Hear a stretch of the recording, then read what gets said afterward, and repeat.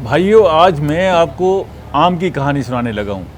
आम तो आप सब खाते हैं, लेकिन आमों की इतनी अक़साम हैं और इतने नाम हैं कि समझ नहीं आती कि ये नाम आखिर कहाँ से बने, कहाँ से मिले और कैसे हम तक पहुँचे।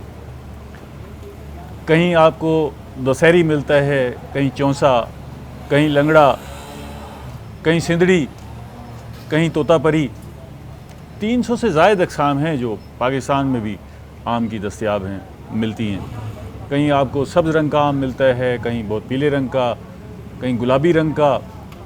तो ये आम की जो अक़साम हैं और ये आम के जो नाम हैं, अपने पीछे तवील तारीख़ लिए हुए हैं। कहीं सकाफ़त जुड़ी है, कहीं इनसे मोहब्बत जुड़ी है और कहीं इनसे जज्बा जुड़ा हुआ है। कई लोगों ने, जिन्होंने ये आम की अक़साम दरियाफ़्त की, बनाई, उन्होंने अपने नामों पर ये अक़साम रख लीं और कहीं कोई रवायत है जिसकी बुनियाद पर ये नाम रखे जाते हैं। चौंसा जो आजकल बड़ा मशहूर है और पाकिस्तान में चौंसा आम जो है दुनिया भर में पहचान है। मेरे सामने भी चौंसा मौजूद है।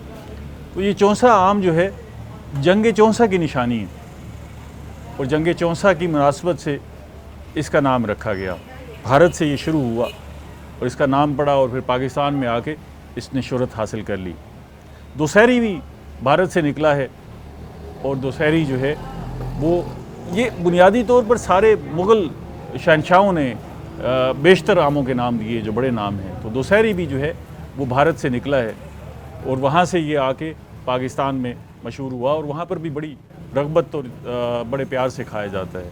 इसी तरह लंगड़े की जो दास्तान है वो तैमूर लंग से भी मंसूब होती है कि तैमूर लंग ने इसकी कलम लगाई थी, तो इसकी मुनासबत से इसे लंगड़ा कहा जाता है।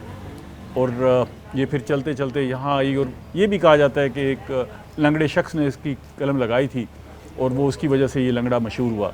और लंगड़े के बारे में एक बड़ा ज़बरदस्त शेर है जो अपने अंदर जो है एक बड़ी रग़बत रखता है। वो है, तजर्बा है हमें मोहब्बत का, हसीना लोग हसीनों से प्यार करते हैं, आम तेरी ये खुश नसीबी है, वरना लंगड़े पे कौन मरता है। तो ये जो सूरत हाल है लंगड़े की, लंगड़ा जो है वो उस वक्त भी अल्लामा इकबाल का भी बड़ा पसंदीदा आम था और वाकई हमने बहुत सारे लोगों को लंगड़े पर मरते हुए देखा है। इसी तरह यहाँ तोतापरी जो है वो आपने नाम सुना होगा कि तोतापरी जो है वो भी से खाया जाता है। तो तोतापरी को तोतापरी क्यों कहते हैं?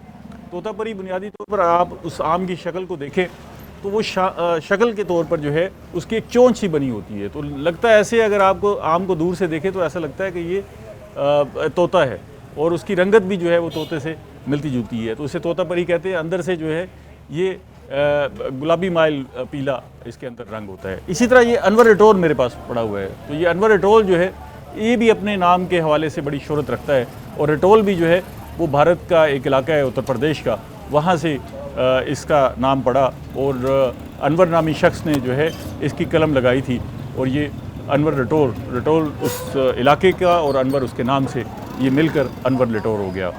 इसी तरह जो है हमारे यहाँ ये चौंसा की मुख्तलिफ़ अक़साम हैं, उन्होंने भी जो है वो अपने नामों के हवाले से ये शोहरत पाई है। फजरी भी जो है इसी तरह और बाकी जो ज़्यादा आम हैं वो अभी लोग कलम लगाते जा रहे हैं तो वो अपने नामों से जो है ये आमों की शनाख्त बनाते जा रहे हैं। आम बुनियादी तौर पर बड़े सग़ीर का फल है और इससे लोग बड़ी मोहब्बत करते हैं। ये बड़े सग़ीर से Aahista Aahista south east Asia में फैला और फिर फ़िलिपीन तक पहुंचा और फ़िलिपीन में इसने नई शक्ल अख्तियार कर ली। फिर आहिस्ता आहिस्ता यहाँ से जो भक्षु थे वो ये लेके बाकी दुनिया तक गए और पुर्तगाल तक जो है ये आम फैला और उसके बाद फिर पूरे यूरोप में फैल गया।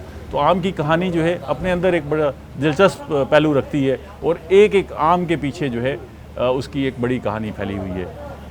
आम का खाने का मज़ा तो अपना है, लेकिन उसके नाम और उसकी कहानियाँ सुनने का भी अपना मज़ा है।